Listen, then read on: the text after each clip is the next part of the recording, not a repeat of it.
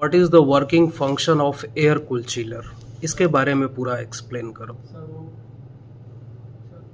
Air cool chiller sir 4 type की इसकी cycling होती है। और cycling sir refrigerant cycling air sir मतलब कंप्रेसर से refrigerant high pressure high temperature के साथ निकलता है, फिर सर कंडेंसर में जाता है।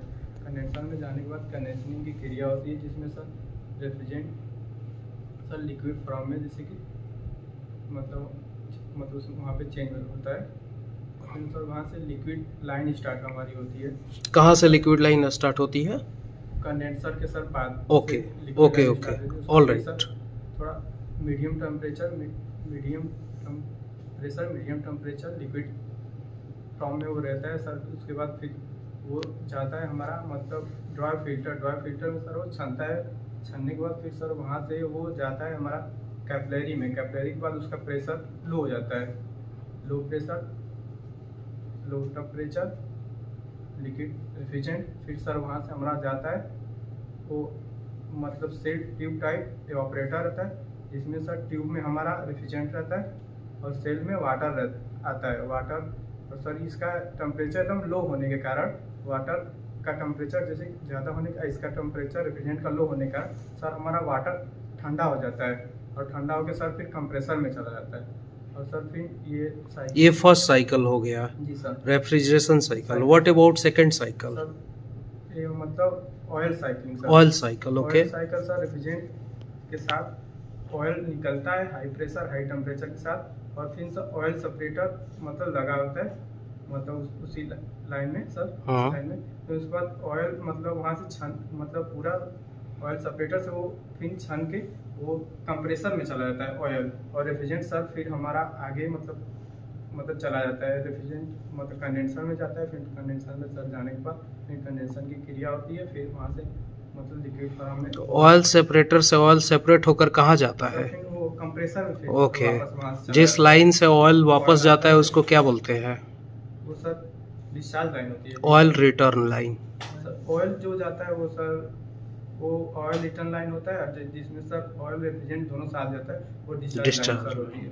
फिर वो कंडेंसर में जाता है। कंडेंसर में कंडेंसेशन की बस अब हो गया। कंडेंसर में रेफ्री ऑयल थोड़े ना जाएगा, ऑयल सेपरेटर से सेपरेट होकर वापस। सर वहाँ से चला जाएगा। तीसरा साइकिल क्या होता है एयर कूल चिलर में? होता है सर इवापोरेटर साइकिल।